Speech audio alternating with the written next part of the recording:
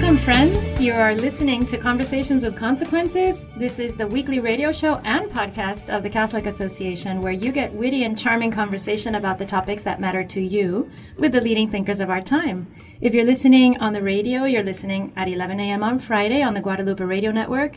And if not, you're listening for free to our podcast wherever you get your podcasts. Be sure to subscribe at thecatholicassociation.org/podcasts. And don't forget to recommend us to your friends. So I'm your hostess, Dr. Grazie Christie, and I'm joined in studio, although we're in separate studios, by my good friend, Andrea Piccioti-Bayer, the legal eagle of the Catholic Association. Good morning, Andrea. Good morning, Gracie. I hope you feel envious because I'm here with the other people. Yes, you all look like you're having a lot of fun. It's lonely in my closet. Stay in the closet. And also, we have our colleague and dear friend, Maureen Ferguson. Good morning, Maureen. Good morning. Good to be on with you, ladies. She's also a shining light of the Catholic Association. So today, they're kind enough to join me for the second installment of our Church on the Ground series, what we're calling Church on the Ground, Going Forward in Joy. It's a series of episodes that we are doing to concentrate in these times of difficulty in the church. All times in the church are difficult, but our times right now feel very bad in many ways for many of us. And we're trying to concentrate. We are concentrating on wonderful initiatives going on in different parishes. My parish, for instance, is bursting with life, bursting with good things. And this is happening all over the country. So we are going forward in joy.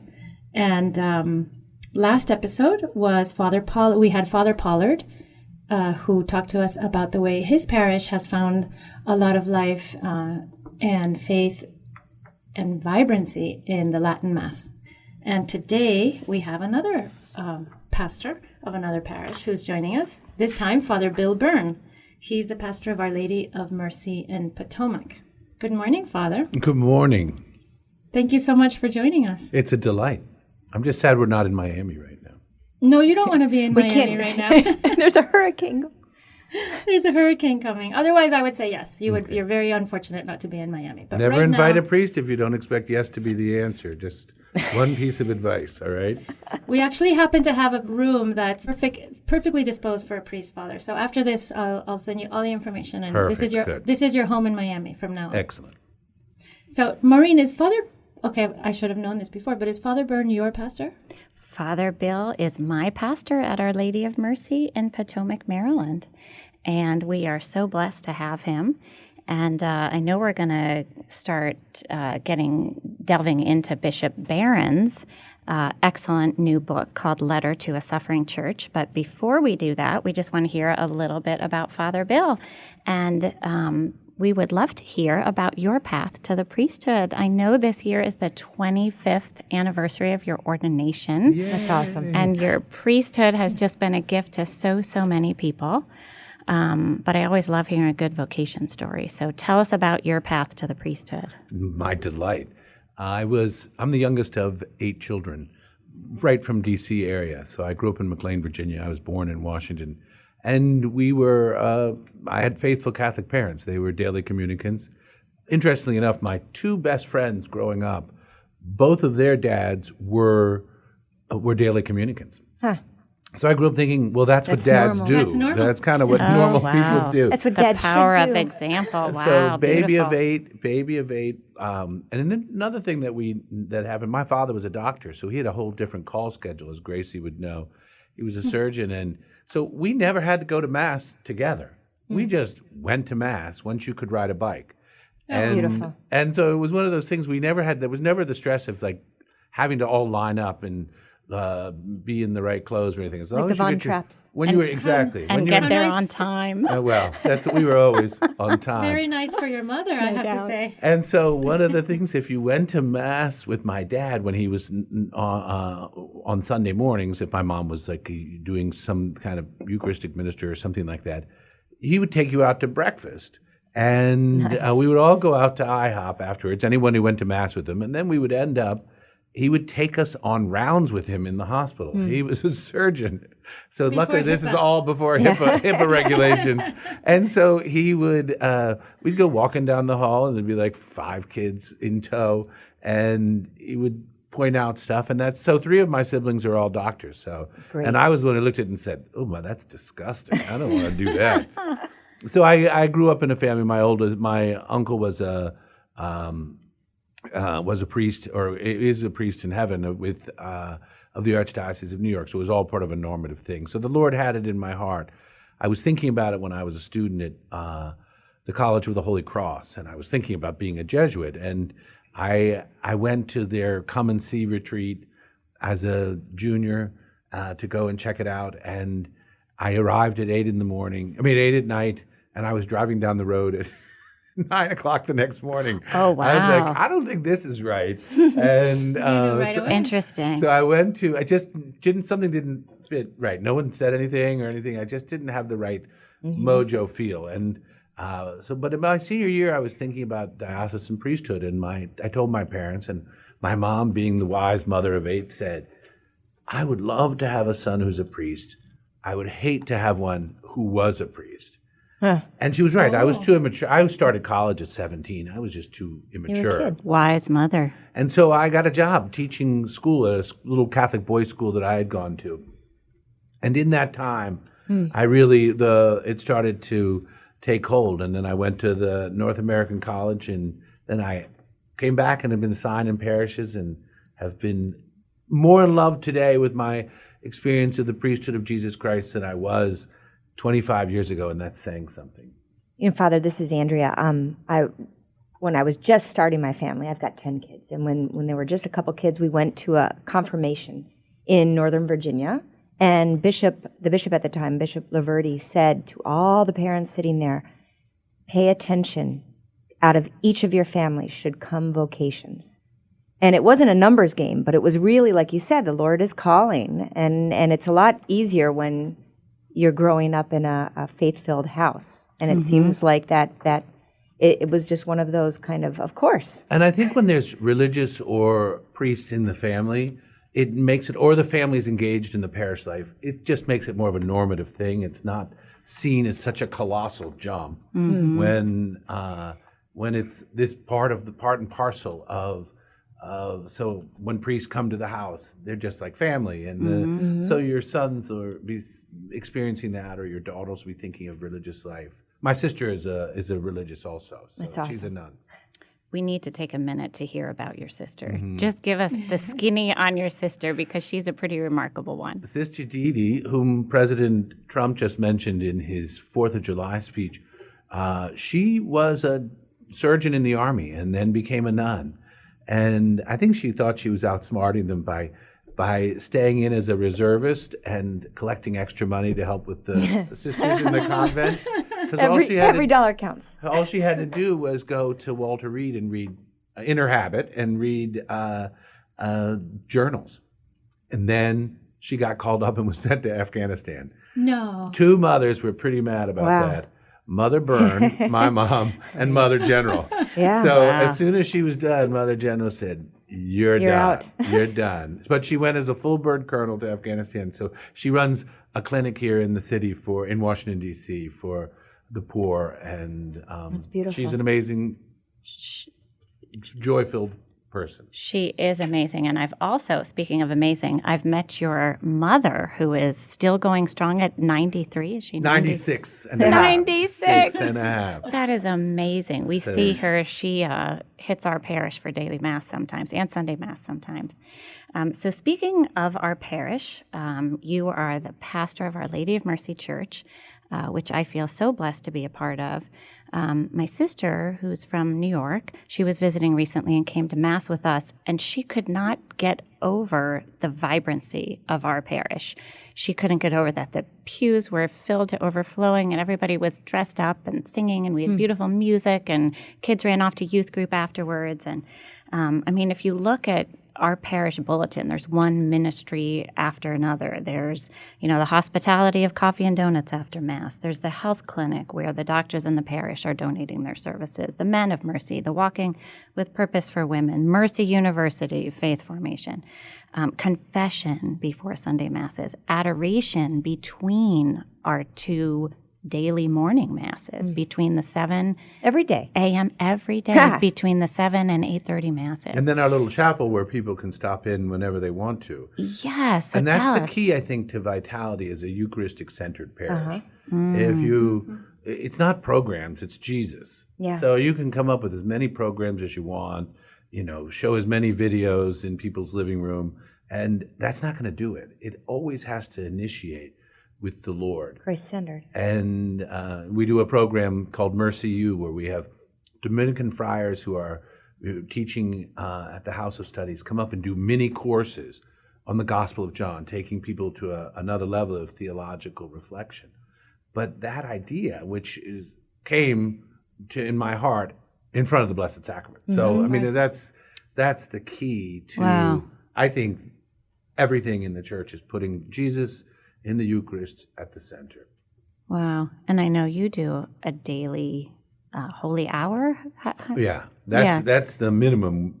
It's like air and water. A holy hour is not it's not a round of golf. It's not like, it's good, I refreshed myself with a little time on the tennis court or on the. It is the essential to the life, I think, of every Christian, but especially the life of the priest. In our own church, we started, not me, unfortunately, I wasn't in the starters, but we started a 24-hour, 7-day-a-week adoration.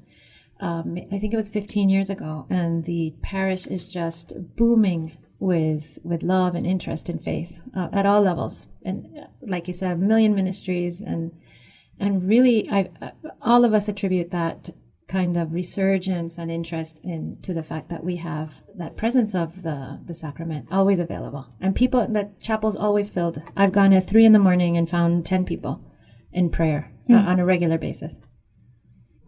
Wow. Another thing one notices in our parish bulletin is you always have these pithy little notes to the congregation. It's always 5 things, 5 ways to improve your prayer life. And then I know you make little YouTube videos. Yeah, the Archdiocese of Washington does. So, and those are so fantastic to kind of fire off to your college kids or your extended family member who asks you questions at the Thanksgiving table about why does the church teach this? Or so how could our listeners access those YouTube videos? Because they're really excellent and they're short and pithy. If you just do a YouTube search when you're there and put Father Bill Byrne, B-Y-R-N-E, they'll come up right away. 5 things, and there's a whole series of them, and we retape them through the Archdiocesan Communications Office, and they're fun, and they're only about 2.5, 3 minutes long tops, so they're very digestible and sendable out to your grandkids or your kids or whoever. Father, I'd imagine that in addition to the Ferguson family, a lot of the parishioners that go to your parish are people of influence and decision makers in the federal government or in Maryland state government or the local county, and also, influential professionals. Have you noticed the presence of the Blessed Sacrament helping keep people humble? I think, before I'm going to Our Lady of Mercy, I was on Capitol Hill at St. Peter's on Capitol Hill, where we had daily adoration also, and that's where I first actually met Maureen's husband, Mike, when he was on the Hill. And the idea, and I did dinners for Catholic congressmen each month, and that still continues on. But the centeredness in the Eucharist and the prayer is the only answer to the chaos that we're experiencing right now. And I think, and I just think, if we could harness, I'm guilty of it myself. Every time I look at my phone is a wasted minute from a time of prayer. So and I think if I could gather up that all those minutes, 45 minutes, and we all could do that, the world would be war-free, and we would be, everyone would be kind to each other if we could harness that time. So just looking at the minutia of my day, are there moments that are stolen from me that I need to steal back for Jesus? Because I think we're all so distracted, and it's so easily distracted that we're getting into sort of figurative car crashes in our spiritual life. Well, it's a lot like Cardinal Sarah, right? The noise of the society around us keeps us from listening to his voice, the capital H. I just got back from a week of silent retreat in Big Sur. It was Awesome. an hour and a half away from the nearest cell tower, no internet. Huh. Wow. And we were I was by myself in this pristine beauty at a monastery there, but and the whole idea was it was like diving into a pool of silence and floating in it and not being afraid of it. It's fabulous. Sounds heavenly. Well, I gotta go. I think it'd be scary at first, right? We're so used to constant stimuli. Right. It was That if easy at first you for me. haven't trained yourself, I mean, you've been training yourself for 25 plus. I think for me as an extrovert, it was a relief at the beginning, and then I got a little antsy at the end.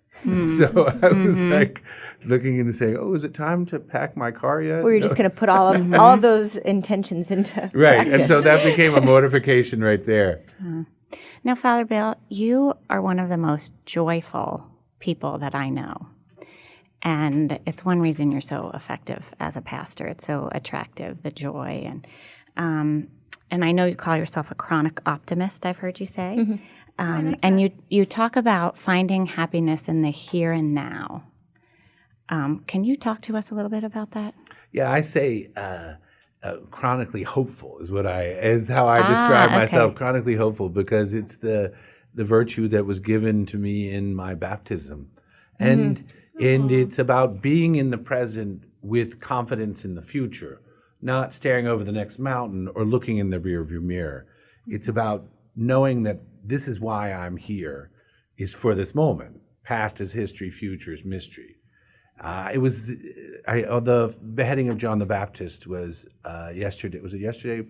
Yes. And the Magnificat quoted Cardinal Francis Xavier of Antoine, being in the prison. I'm not sure if you read that, but I did. And where he says, and it's a line that I've thought about often and often. He says to the Lord, "I will not wait, but I will find in each moment brimming. I'll find each moment brimming with love." But the idea, we spend so much of our time with a future orientation that it pulls us back. So people are saying, well, when I finally get that job or my kid gets into college, then I can relax. When I am, retired, or when I'm at this parish, and that is all taking you away from where the Lord. It's sort of like being at a cocktail party with Jesus and he's standing right in front of you and you're looking over his shoulder to see who else is in the room. Yeah. And so so I think that's part of the discovery of hope, is future orientation in confidence and faith, but it's living in the present. Father, I was listening to a meditation earlier this morning, and it was talking about the church as being the house of the plenitude of faith, hope, and charity. And you, I think, if you found your place anywhere in the world, you'd be beautiful. And you found your place in the church. And we're all trying to keep ourselves in her arms. Can you explain a little bit about why you think the church is where people need to be to find that fulfillment, to find that interior peace, to find that path to heaven? Right. The Lord said to Peter, "You are rock, and on this rock I'll build my church, and the gates of hell will not prevail against it. To you I'll give the keys of the kingdom of heaven and earth. Whose sins you forgive are forgiven, and whose sins you held bound." That rock, it's that center force that is the sacrament of God's love present in the world. We know that we are there through our baptism, through our participation in the sacraments. It's nice to go out and exploring, but it's always nice to come back home, as we all know. And church is where our home.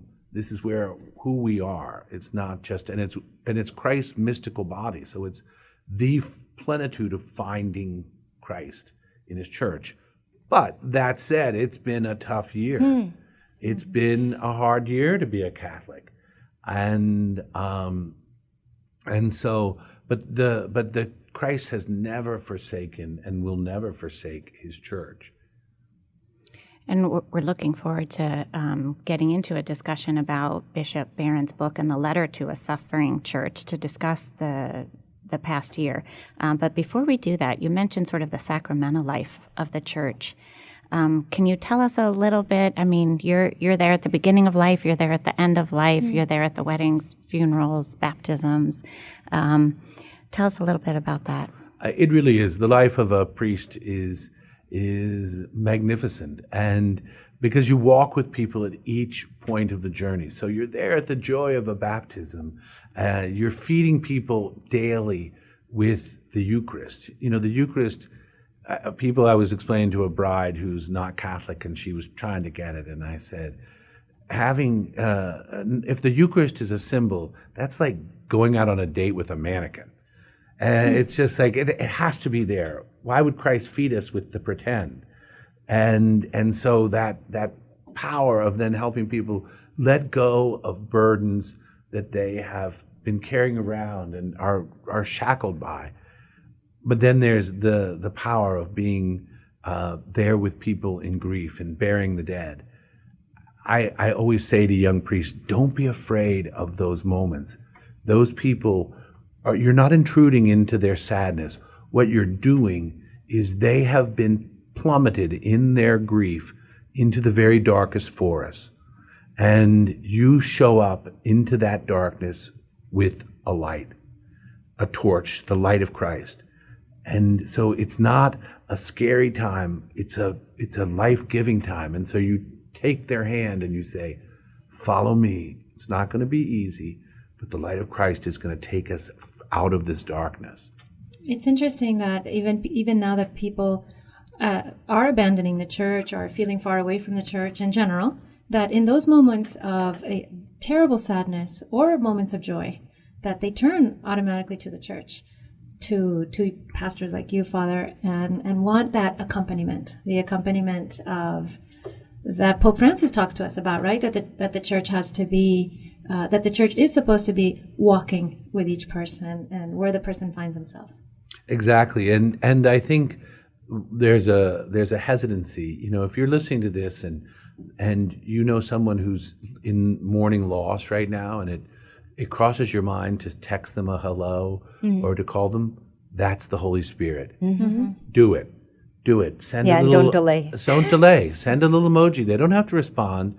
Just do it, because the only thing that is sadder is mourning alone. And so the Holy Spirit is continually working in that experience. And accompaniment, the Holy Father is exactly right. That's the key to, I think, our evangelization right now. We are in a wounded world. We have wounded people, and we have the salve that's going to heal those wounds. It's interesting that our Pope is named Francis, and I oftentimes pray the prayer of St. Francis, Lord, make me an instrument of your peace. And it struck me once, it's your peace, it's God's peace. And that peace is something that everyone is yearning for, and each one of us can be an instrument.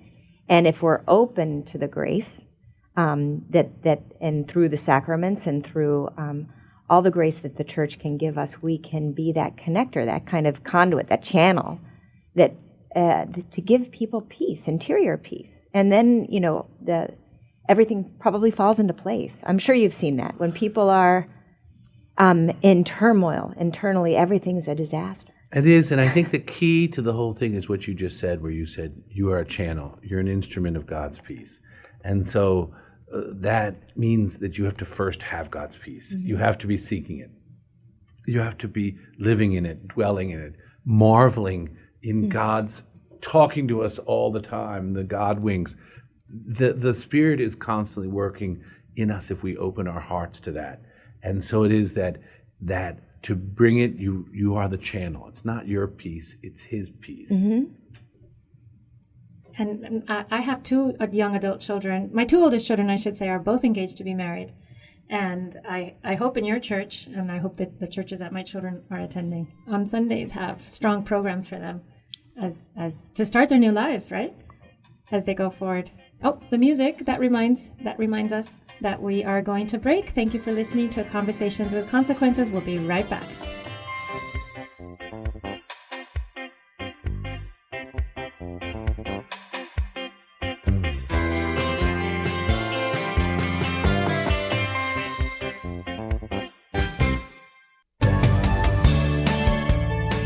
Welcome back, friends. I'm your host, Dr. Grazie Christie, joined in studio today by my colleagues Andrea Piccioti-Bayer and Maureen Ferguson. This is Conversations with Consequences, the radio show and podcast of the Catholic Association. Today we are joined by the very kind Father Bill Byrne, who is telling us about life in his parish. This is the second episode of our Church on the Ground series, Going Forward in Joy. And Father Byrne's parish, Our Lady of Mercy in Potomac, is a very vibrant one that's going forward in joy. And one of the things we wanted to talk to Father Bill about was Bishop Robert Barron's very important booklet, I guess you'd call it. It's a very short book called Letter to a Suffering Church, where he speaks about the sexual abuse crisis that's roiling the church now for so many years. He's, in the book, Bishop Barron's very forthright about it.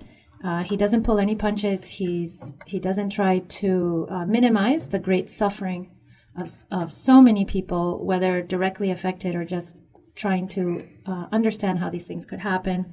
He makes the very important, he gives us a statistic, 37% of Catholics are considering leaving the church due to the sexual abuse crisis. I found that very shocking, not surprising. I've heard it myself anecdotally from people. But Bishop Bill, Father Bill, we've elevated you. You were so agreeable in the first segment. So sorry. Father Bill has a plan, and it includes Bishop Barron's book. And maybe you can tell us about it, Father.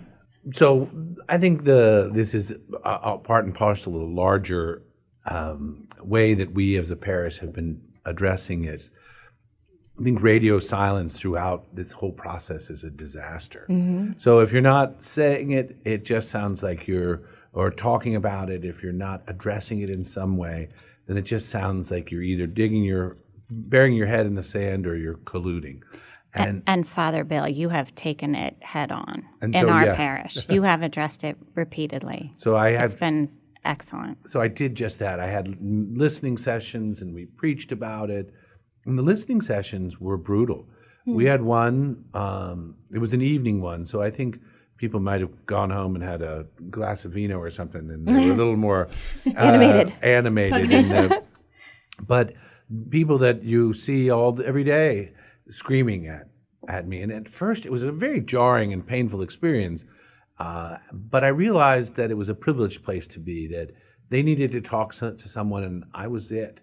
And so if the Lord asked me to stand there and receive that sadness, that woundedness, then that's a privileged place to be. And but I realized also, hey, I haven't molested anybody, and I didn't move anybody around. I haven't covered anything up. Mm-hmm.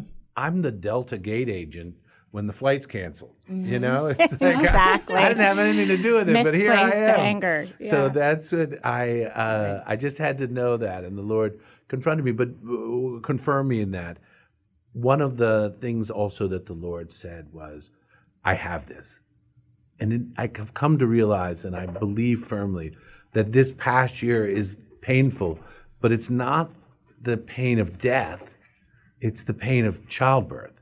It's the pain of new life, the pain of purification, the pain of renewal. And that's why Bishop Barron's book is so timely now, because it's given people time to sort of sit with their sadness for a while, and then now it's a concrete resolution. So we're going to roll it out. Most of my parish goes away for parts of the summer, so our attendance is down. Interestingly, though, over the year, our income is down. My parish is a place where there are some wealthy people, and that's their one way of voicing their discontent. Sadly for me, they're voicing it at their own parish. But You know, Father, it's interesting that you equate what we're going through to the pains of childbirth. Yesterday, Gracie and I were chatting about that, and Gracie would say she always encourages women to have anesthesia, and I was like, gosh, to not have to not to enjoy. Yes, that's right. To be fully all in, and I remember an obstetrician in town, Dr. John Bruchalski, who was on with us last week. He told me once, you know, the pains of childbirth are a consequence of original sin. yes. And so, like, go ahead and get whatever is going to alleviate that. I never remembered that in time, but it terrible. But it reminds us, and Bishop Barron's book is very good at showing us that we're fallen. Right. And the church has had members, even from the beginning, Judas, right? And all throughout Scripture, even before Christ came, showing the fallen nature of man. And it's not to diminish the injury that's happened recently, but it's to put things into perspective. Is that? And I think exactly it. It's to recognize also that the church has endured the sinfulness of her people, of her ministers, of her bishops. She's endured that and emerged through the ages, producing saints for heaven. And that's where we have to keep our eye. The Bishop Barron's book is not just an historical and scriptural overview. It's essentially a call to action. And so I do at a local retreat house, they have a lot of marriage preps, and I give the final talk to the young couples there. And I say, we could leave or we could stay and fight. And you can't let people that have made bad decisions or made sinful actions push you away from your home. Stand at your front door and fight them off. And then what I do is I say, if it was 60 young people in the room, I say, if you're struggling for this, here's my cell phone number. And so I had a woman, a couple call me up, and I'm actually ended up doing their wedding. And I confirmed her last week. Oh, beautiful. In preparation. So grace works through this. As part of our preparation, our 60th anniversary is coming up, and the 60th anniversary of the parish is a time for celebration. But if we didn't, Bishop Barron book is our time of reflection before we move on to celebration, and to see what it is, where we've been, and then to step forward from that. And the theme of our anniversary is to take one step forward. If each of us just took one step, think of every single listener here taking one step, whether you're a daily communicant or your grandma made you listen to this, you just took one step closer, how much the things would change.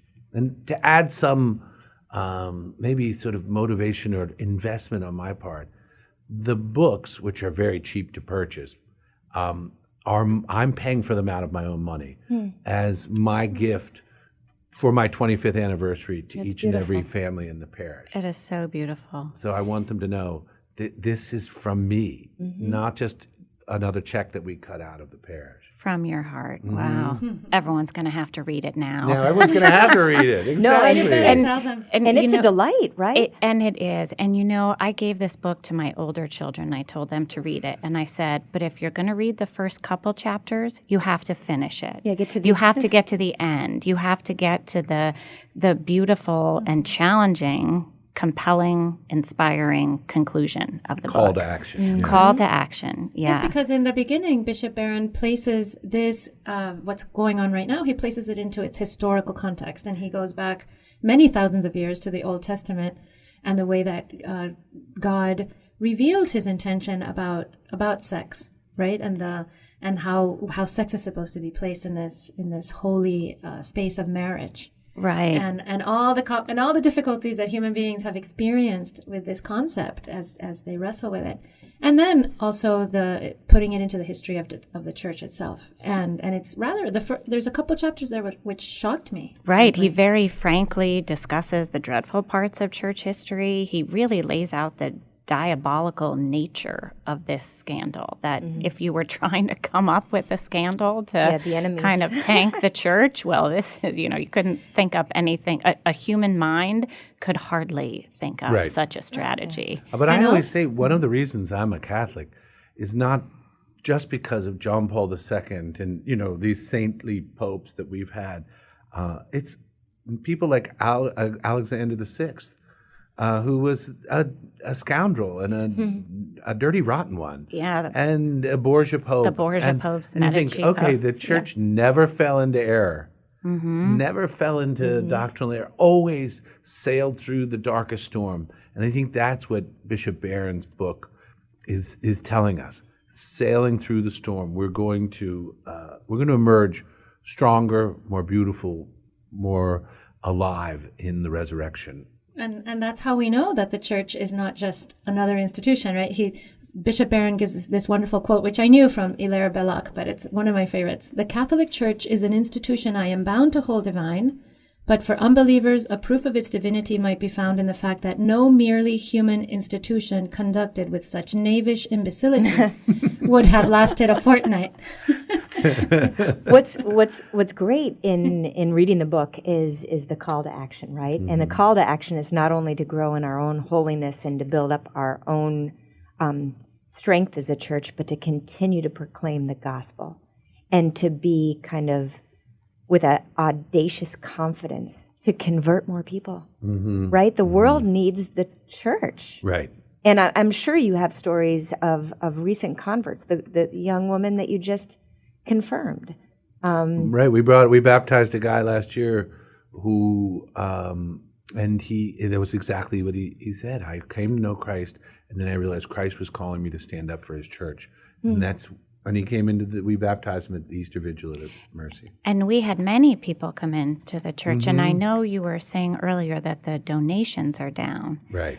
And attendance is lighter during the summer because so many people are out of town. But overall, I've heard you say our attendance is up, and it sure feels that way. Our attendance is up, and it's not look at when the outer area is filled with kids.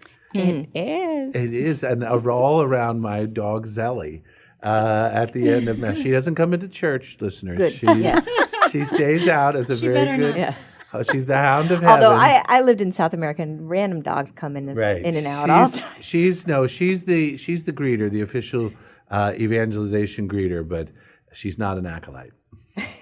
Yeah, she's quite Bishop a mascot at the parish.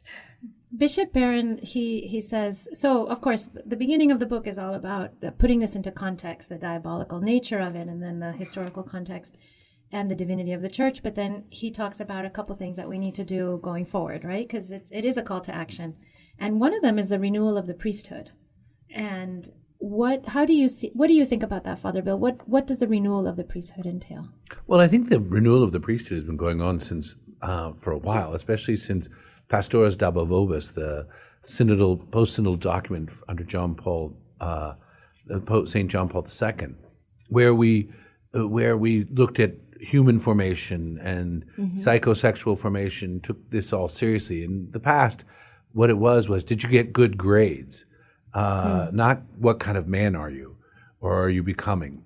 So our formation to the priesthood and our young priests is very strong. I was chaplain at the University of Maryland, and we're blessed to have in the Archdiocese of Washington I think it's 9 priests who are from my time there, all young priests. That's wonderful. Young, amazing priests. All like little brothers. And they come over for dinner all the time. And you would have any one of them as a son-in-law. Mm-hmm. In Absolutely. a second. They're smart, they're funny, they're nice, they're normal, they're good men. And I think that the renewal of the priesthood is in our midst. You know, there's another component that Bishop Barron writes in his book, and that's the role of the lay people. And I always get nervous when people talk about the laity because I'm super clerical. I love the priests. I really am. I really do. But I know, that the church involves the people in the pews as well, and that we have a very important role to speak and to pray and to support and encourage. And I wonder if you could share a little bit about what you think the proper role of the laity is in confronting the crisis and in moving forward in joy. Well, I think I'm not the Pope, so I can't say, but I can say at Our Lady of Mercy, I always say to young, brand new pastors, so I've been a pastor for a while, I mentor a lot of young guys who are pastors, and I say, being a pastor is 85 to 90% listening to what your people are saying in confession, listening to what they say, creating mechanisms so that they can speak to you, creating an approachable experience so that they could hear us. And that's part of it, is creating mechanisms so that the priests can hear the Holy Spirit through the people. Oh no, that means we have to say goodbye, Father Byrne. Thank you so much for joining us today. It was such a pleasure to have you on. It was wonderful. Delight. Say goodnight, Gracie. I'll say until after the break. Thank you for listening to Conversations with Consequences.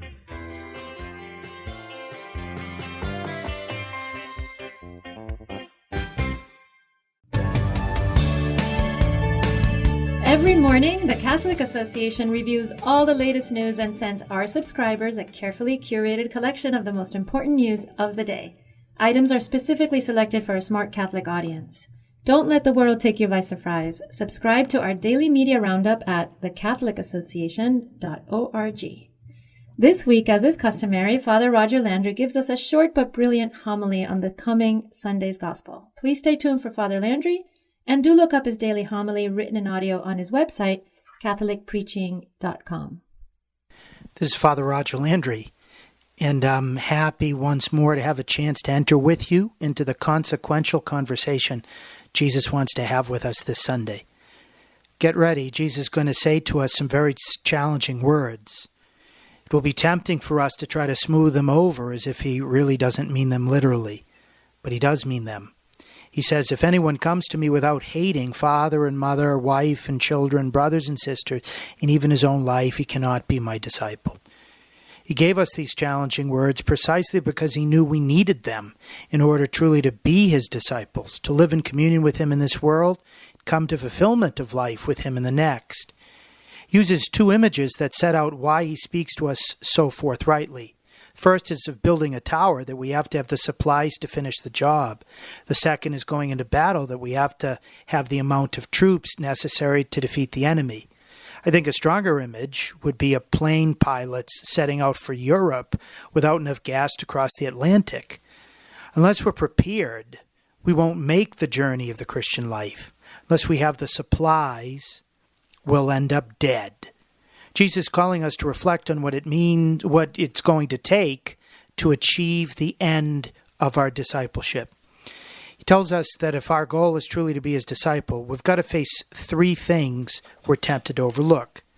First thing, he says, whoever comes to me and doesn't hate father and mother, wife and children, brothers and sisters, yes, even his own life, cannot be my disciple. In other words, Jesus must be our greatest love.